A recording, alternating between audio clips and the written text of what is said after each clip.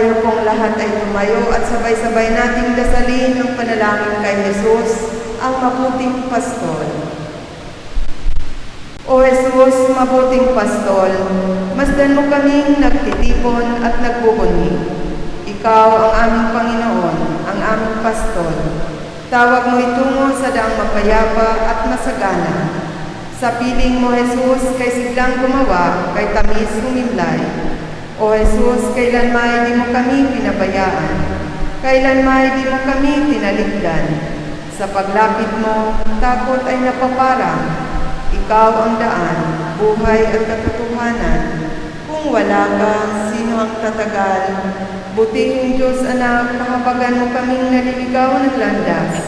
Isugo mo ang banal na Espiritu upang kami maging maamong at masunuri at nang ikasiyang dinggin ang kahilingang ito.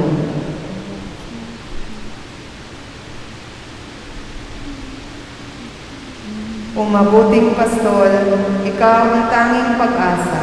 Kami iyong pag-isahin, bayan ay pasiglahin. Akayin mo kami sa iyong kaharian, at doon ikaw ay aming sisilayan at sasambahin magpakailanman. Amen.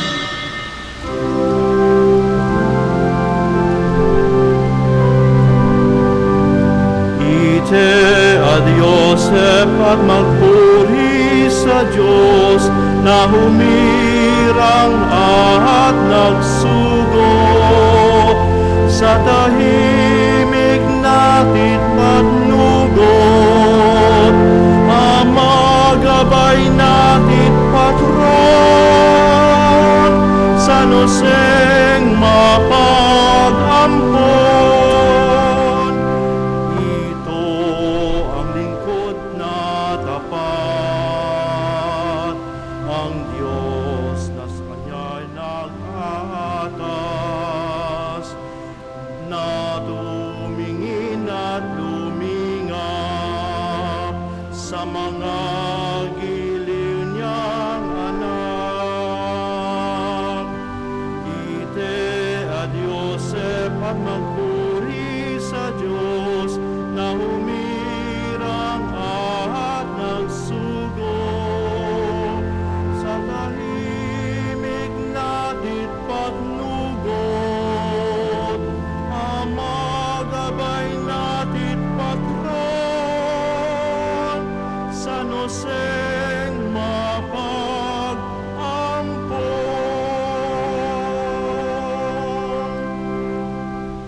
Simulan natin ang ating pagdiriwang sa ngalan ng Ama at ng Anak at ng Espiritu Santo. Amen. Ang pagpapala ng ating Panginoong Yesukristo, ang pag-ibig ng Diyos Ama at ang pagkikipagkaisa ng Espiritu Santo naway sumainyong lahat.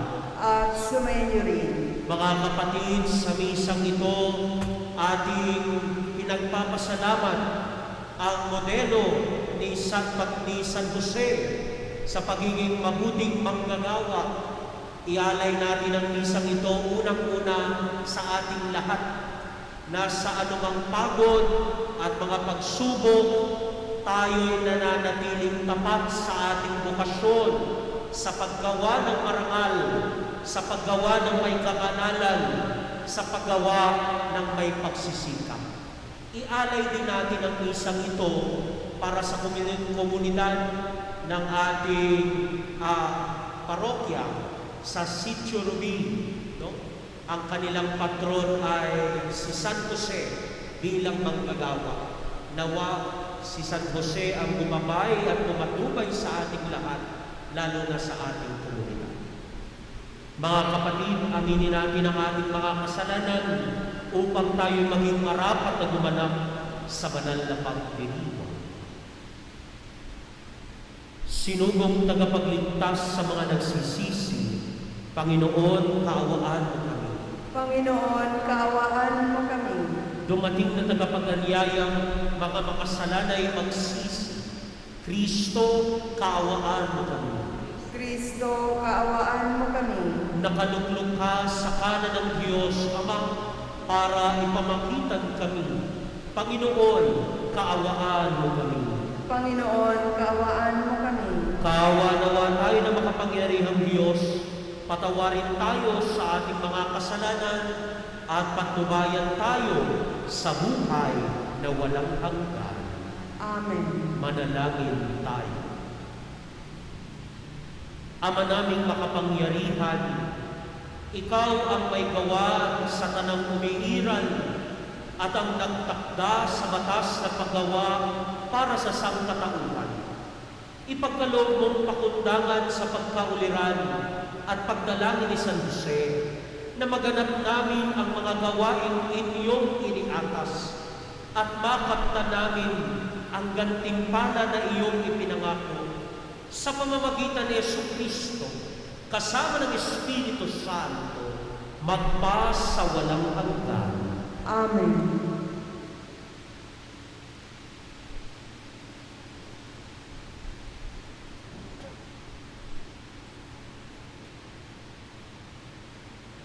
Pagbasa mula sa aklat ng Henesis. Sinabi ng Diyos, "Ngayon, lalangin natin ang tao, ating gagawin siyang kalarawan natin. Siya ang mamamahala sa mga isda, mga ibon, at lahat ng hayop, maging maamo o mailag, malaki o maliit. Nilalanga ng Diyos ang tao ayon sa kanyang larawan. Lumalang siya ng isang lalaki at isang babae, at sila'y pinagpala. Wika niya, magpakarami kayo at punuin ng inyong mga supling ang buong daigdig, at pamahalaan ito. Binibigyan ko kayo ng kapangyarihan sa mga isda, sa mga ibon at sa lahat ng maiilag na hayop, maging malalaki o maliliit. Bibigyan ko rin kayo ng lahat ng uri ng putil at mga bungang kahoy na inyong makakain. Ang lahat ng halamang lutian ay ibibigay ko naman sa maiilag na hayop, malaki man o maliit, at sa lahat ng mga ibon. At ito nga ang nangyari. Pinagmasdan ng Diyos ang lahat ng ginawa at lubos siyang nasiyahan. Dumaan ang gabi at sumapit ang umaga. Ito ang ika-6 na araw. Gayon nilikha ng Diyos ang lupa, ang langit at lahat ng bagay na naroroon. Sa loob ng 6 na araw, tinapos niyang likhain ang lahat ng ito at siya'y nagpahinga sa ika-7 araw. Pinagpala niya ang ika-7 araw at itinanggi, sapagkat sa araw na ito, siya nagpahinga matapos likhain ang lahat. Ang salita ng Diyos. Salamat sa Diyos. Poon kami pagpalain at iyong pagtagumpayin. Poon, kami iyong pagpalain at iyong pagtagumpayin. Wala pa ang mga bundok, hindi mo pa nilalang. Hindi mo pa nilikha itong buong daigdig. Ikaw noon ay Diyos na, pagkat ika'y walang hanggan. Poon, kami iyong pagpalain at iyong pagtagumpayin. Yaong taong nilikha mo'y bumabalik sa alabok. Sa lupa ay nagbabalik kapag iyong inuutos. Ang 1,000 mga taon ay para bang isang araw. Sa mata mo, Panginoon, isang kisap mata lamang. Isang saglit sa magdamag na ito ay dumaraan. Poon, kami iyong pagpalain at iyong pagtagumpayin. Yamang itong buhay namin maikli lang na panahon. Itanim sa isip namin upang kami ay dumunong. Hanggang kailan pa ba poon titiisin niya ring lagay nitong iyong mga lingkod sa gitna ng kahirapan? Poon kami iyong pagpalain at iyong pagtagumpayin. Kung umagay pagdamaya ang wagas mong pag-ibig, at sa buong buhay namin may galak ang aming awit, ipakita sa lingkod mo ang dakila mong gawain, at sa sunod naming lahi, ipadama ay gayon din. Poon kami iyong pagpalain at iyong pagtagumpayin.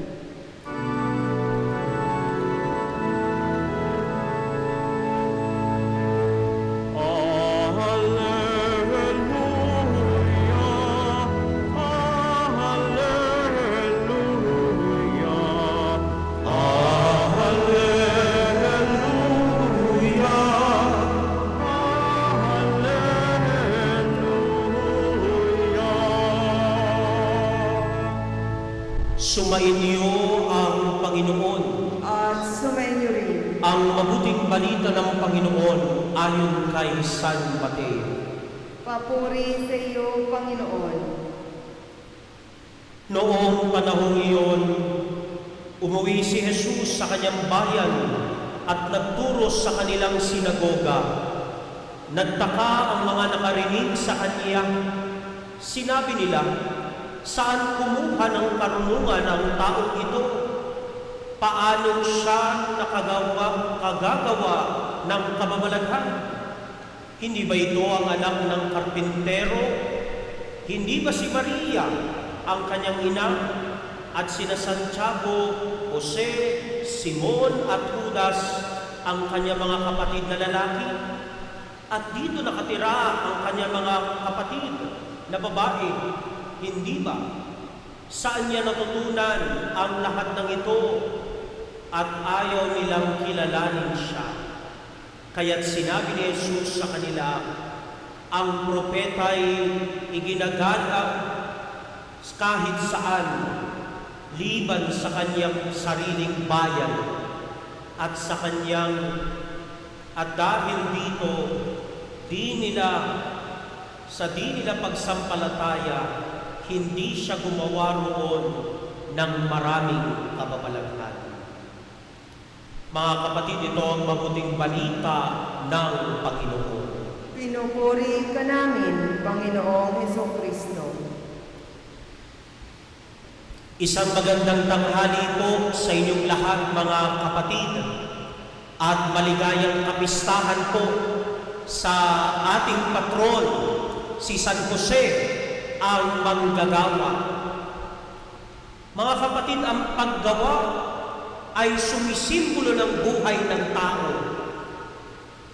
Walang tao ang hindi gumagawa ng nabubuhay. Lahat tayong gumagawa, kumikilos, sapagkat kaakibat natin ito, sapagkat ito ang naguhubog sa atin, sa ating pag-unawa ng mga prioridad sa buhay. Kaya nga ngayong araw na ito, sa pagdiriwang natin kay San Jose, dalawang aral ang ating matututunan sa kanya. Una, si San Jose at ang bukasyon nito na magtrabaho, maggawa. Ang hanap buhay, ang ating paggawa ay pagpapatunay ng pakikilahok natin sa Diyos sa paglikha at pagpapatuloy ng paggawa ng mundo. Kaya nga, ito ay daan sa pagpapabanal ng ating buhay. Kaya nga huwag niyong isipin, driver lang naman ako. Janitor lang naman ako. Bawat paggawa ay banal. Kaya huwag nating maliitin ang ating hanap buhay. Ito lang naman po ang kinikita ko. Nakakahiya pa nga ako. Mga kapatid, ang unang pinapaalala sa atin ng Panginoon sa pamamagitan ni San Jose, kung ang ating gawa ay bukasyon, itong nagdadala sa atin para maging banal. Kaya kasalanan at kalapastanganan ang maging tamad.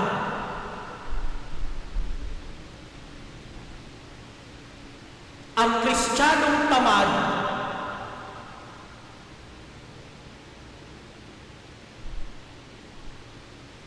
ay ang mga nakakasira ng ating pananampalataya. Dahil madalas sila lang ay umaasa ng umaasa, pero wala namang ginagawa. Mga kapatid, tignan na lang natin ang ating mga community parishes. Makikita natin kung sino ang mga tamahan at kung sino ang nagsisikap para umahon at umangat. Kaya nga ang hamon sa atin, huwag lang tayong magbigay ng magbigay. Turuan natin kung papaano mabubuhay araw-araw ang ating kapwa sa pamamagitan ng halaga ng paggawa. Kapag binibigyan tayo ng biyaya at talento ng Diyos, ibig sabihin, ang hamon sa atin, payabungin ito, palakihin ito, at maging biyaya para sa simbahan. Kaya nga tawag natin, di ba? No pain, no gain. Kung walang sangkap ng pagsasakripisyo ang ginagawa natin, hindi mo ito matatamasa at hindi ka magiging masaya.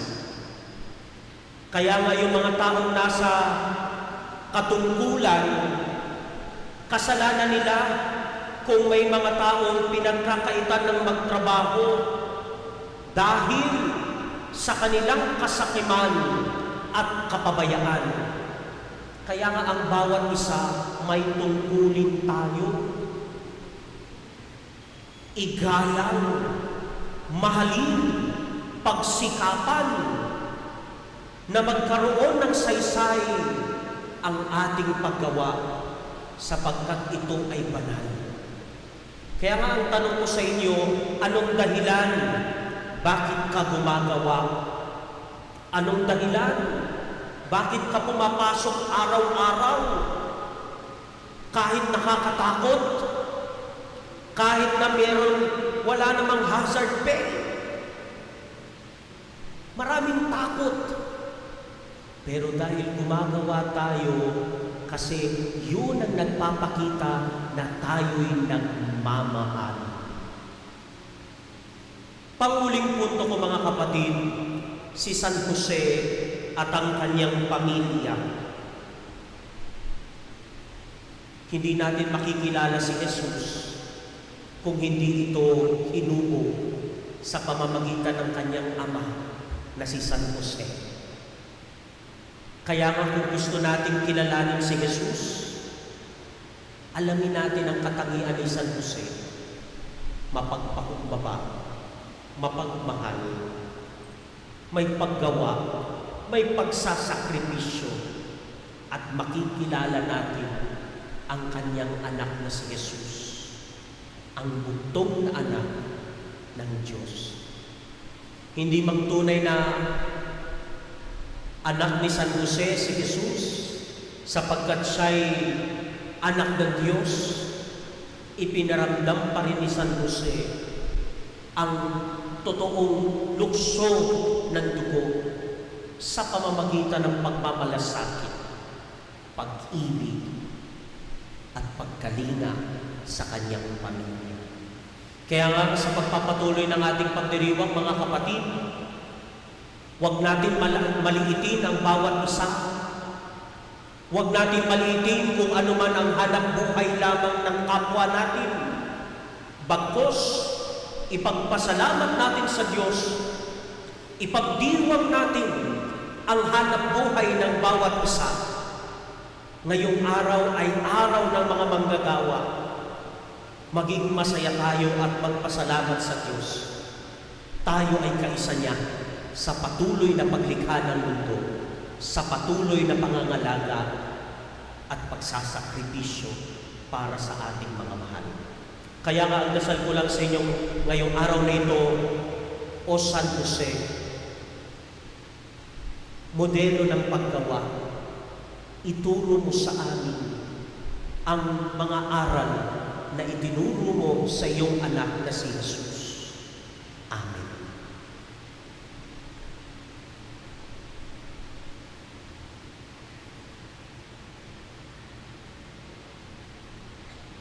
Magsitayo tayong lahat. Mga kapatid, manalangin tayo kay San Jose para sa lahat ng ating pangangailangan at ang ating itutugon sa bawat panalangin. Panginoon, dinggin mo ang aming panalangin. Panginoon, dinggin mo ang aming panalangin. Ang simbahan naway magpatuloy sa pagpahayag ng mga kahalagahan ng katarungan bilang susi sa ating kapayapaan. Manalangin tayo sa Panginoon. Panginoon, dinggin mo ang aming panalangin. Ang mga pinuno ng pamahalaan at mga ekonomista naway magsikap para sa makatarungang pamamahagi ng mga yaman at magtaguyod ng dangal ng lahat ng tao. Manalangin tayo sa Panginoon. Panginoon, dinggin mo ang aming panalangin. Ang mga negosyante naway gamitin ang kanilang mga pangkabuhayang interes para sa paglilingkod sa lahat. Manalangin tayo sa Panginoon. Panginoon, dinggin mo ang aming panalangin. Ang mga dungha at mga walang hanap buhay naway makatagpo ng marangal na paraan ng ikabubuhay. Manalangin tayo sa Panginoon. Panginoon, dinggin mo ang aming panalangin.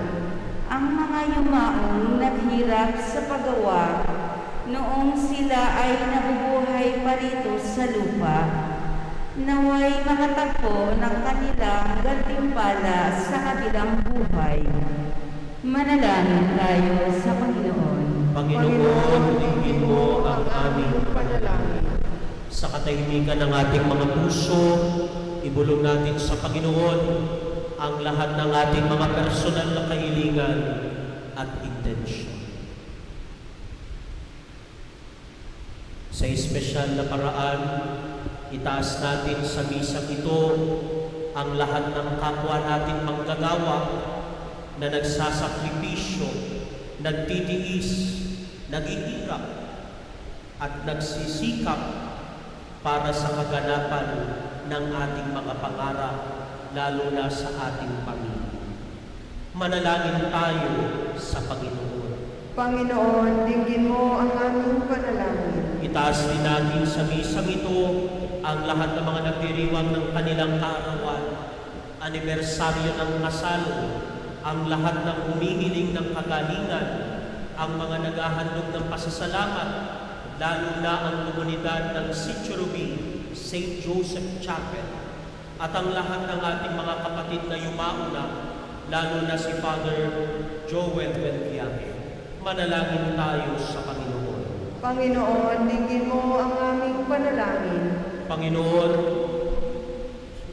sa pagsasama ng aming mga panalangin at sa pamamagitan ni San Jose, tulungan mo kaming makita sa aming mga pagkilos ang dangal sa paggawa. Hinihiling namin ito sa pamamagitan ni Kristo, aming Panginoon. Amen.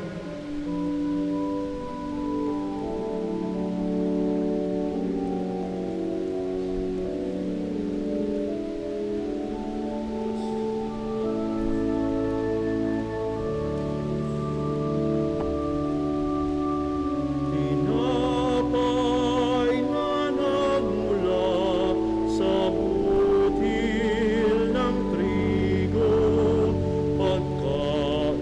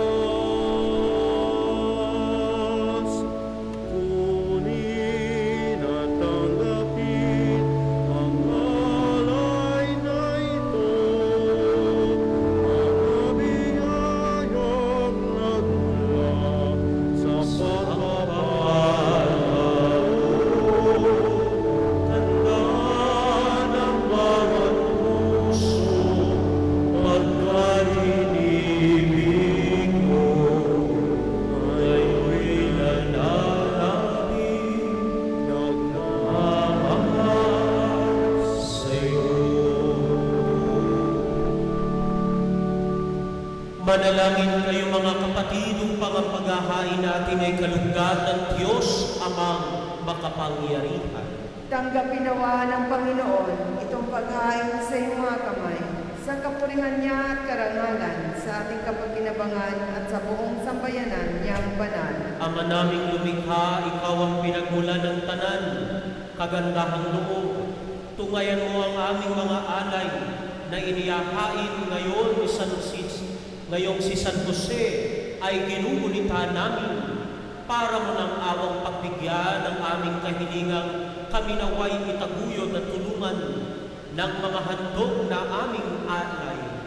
Kasama ng Espiritu Santo, magpa sa walang hanggan.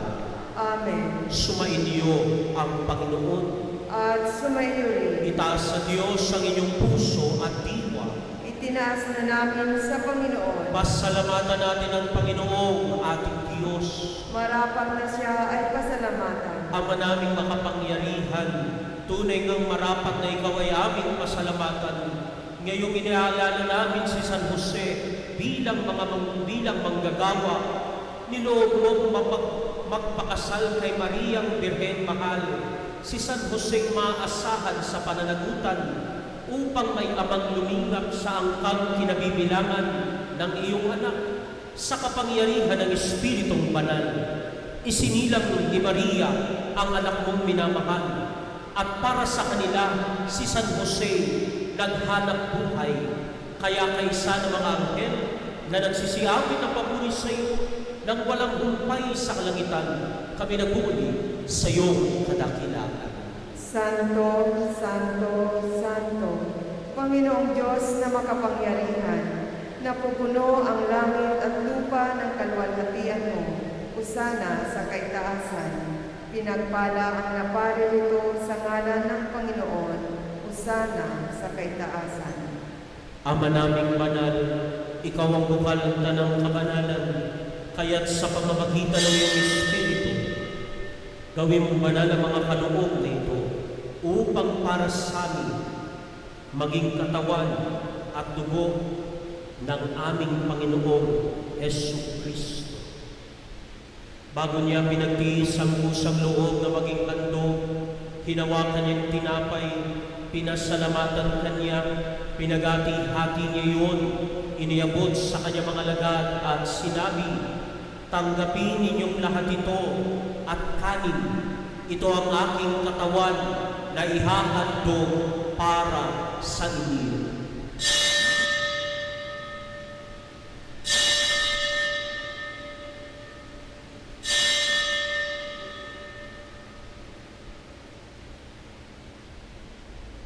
Gayun din naman ang matapos ang hapunan, hinawakan niyang kalis, muli kanyang pinasalamatan, iniabot niyang kalis sa kanyang mga lagad at sinabi, tanggapin ninyong lahat ito at inumin.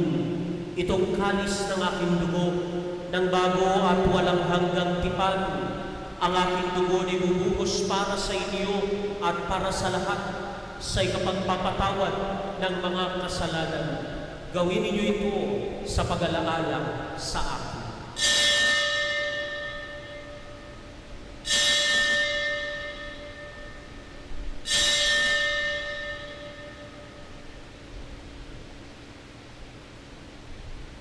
Ipagtuni natin ang misteryo ng pananampalataya.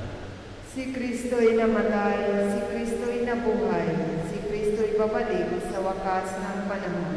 Ama, ginagawa namin ngayon ang pag-alaala sa pagkamatayan muling pagkabuhay ng iyong anak, kaya tiniaalay namin sa iyo ang tinapay na nagbibigay buhay at ang kalis na nagkakaloob ng kaligtasan. Kami nagpapasalamat dahil kami yung minarapat na tumayo sa harap mo para maglingkod sa iyo. Isinasamo namin kami magsasalo-salo sa katawan at dugo ni Kristo ay mabuklod sa pagkakaisa sa pamamagitan ng Espiritu Santo. Ama, lingapin mo ang iyong simbahang laganap sa buong daigdig. Puspusin mo kami sa pag-ibig kay San Francisco na aming Papa at ni Roberto na aming Obispo at ng Tanang Kaparian. Alalahanin mo si Father Joel Benvian na tinawag mo mula sa daigdig na ito Noong siya'y binyagan, siya'y nakaisa ni Kristo sa pagkamatay. Ngayong siya'y pumanaw, naway makaisa siya ni Kristo sa pagkabuhay. Alalahanin mo rin ang mga kapatid naming nahimlay, nang may pag-asang sila'y muling mabubuhay. Gayon din ang lahat ng mga pumanaw. Kawan mo silang patuloyin sa iyong kaliwanagan. Kawan mo't pagindapatin kaming lahat na makasalo sa iyong buhay na walang wakas. Kaisa ng mahal na Birheng Maria, na ina ng Diyos, kaisa ng mga apostol, at ng lahat ng mga banal na namuhay dito sa daigdig ng kalugod-lugod sa iyo, may pagdiwang nawa namin ang pagpupuri sa ikararangal mo sa pamamagitan ng iyong anak na aming Panginoong Hesus Kristo. Sa pamamagitan ni Kristo, kasama niya sa Kanya, ang lahat ng parangal at papuri sa iyo, Diyos Amang makapangyarihan, kasama ng Espiritu Santo, magpas sa walang hanggan. Amen.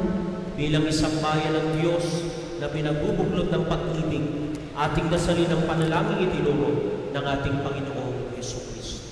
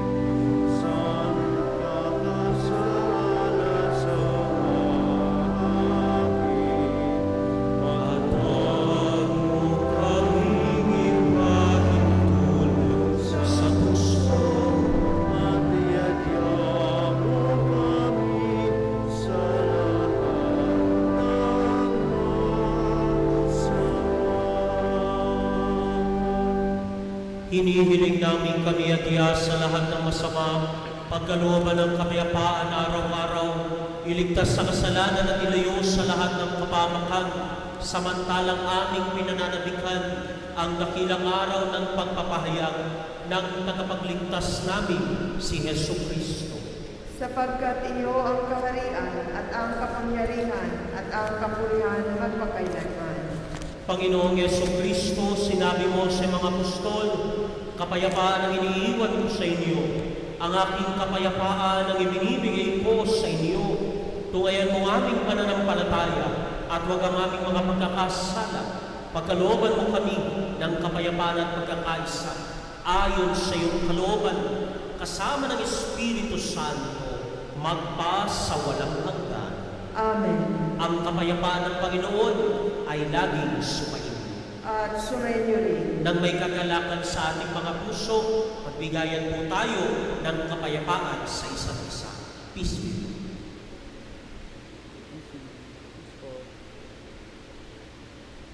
Kordero ng Diyos na nag-aalis ng mga kasalanan ng sanlibutan, maawa ka sa amin. Kordero ng Diyos na nag-aalis ng mga kasalanan ng sanlibutan, maawa ka sa amin. Kordero ng Diyos na nag-aalis ng mga kasalanan ng sanlibutan, ipagkaloob mo sa amin ang kapayapaan. Mga kapatid, ito ang Kordero ng Diyos. Ito si Jesus, ang hinubog ni San Jose upang pahalagahan ang paggawa, mapalad tayong inanyayahan sa kanyang piging. Panginoon, hindi ako karapat-dapat na magpatuloy sa iyo, ngunit sa isang salita mo lamang ay gagaling na ako.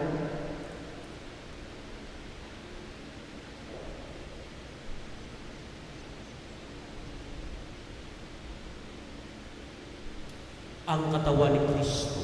Amen. Panalangin para sa espiritual na pakikinabang. Panginoong Hesus, ako ay naniniwala na ikaw ay nasa kabanal-banalang sakramento. Iniibig kita ng higit sa lahat at ninanasa kong tanggapin ka sa aking kaluluwa, sapagkat sa mga sandaling ito, hindi kita matatanggap sa sakramento. Tumuloy ka sa espiritu ng aking puso. Niyayakap kita na para bagang naririto ka na at iniaalay ko ng buong buo ang aking sarili sa iyo. Huwag mong hayaang mawalay ako sa iyo. Amen.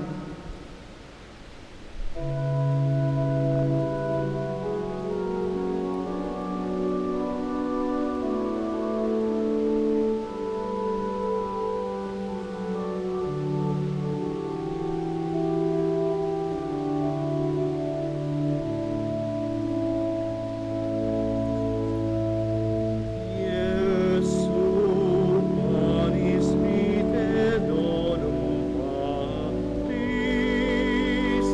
Jesu, fons vitae aquae. Cibus et potus noster. Cibus et potus noster in itinere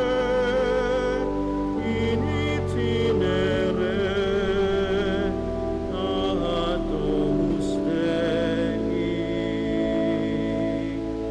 Mula sa lupa sumibol kang masigla, matapos kang yurakan ng mga masasama.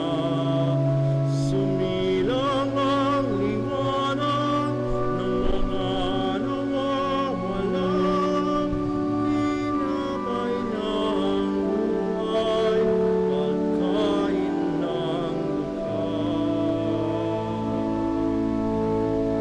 Jesu, panis vitae donum Patris. Jesu, fons vitae aquae. Cibus et potus noster.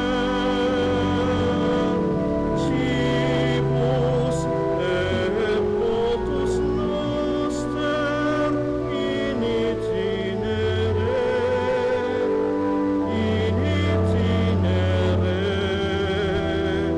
ad Domus Dei.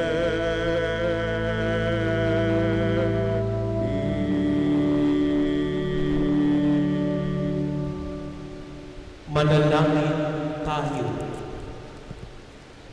Ama naming mapagmahal, kami iyong pinapagsalo sa banal na pagkikinabang ay tumanggap nawang lubusan ng bungang walang maliw na kapayapaan sa pagtataglay namin ng katibayan ng iyong pag-ibig sa aming kalooban ayon sa halimbawa ni San Jose sa pamamagitan ni Yesu Kristo kasama ng Espiritu Santo magpa sa walang hanggan.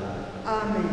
Bago po igawad ang muling pagbabasbas, ay binabati po muli-muli natin ang lahat ng mga kaparokya natin sa Sitio Rubin, sa St. Joseph Chapel.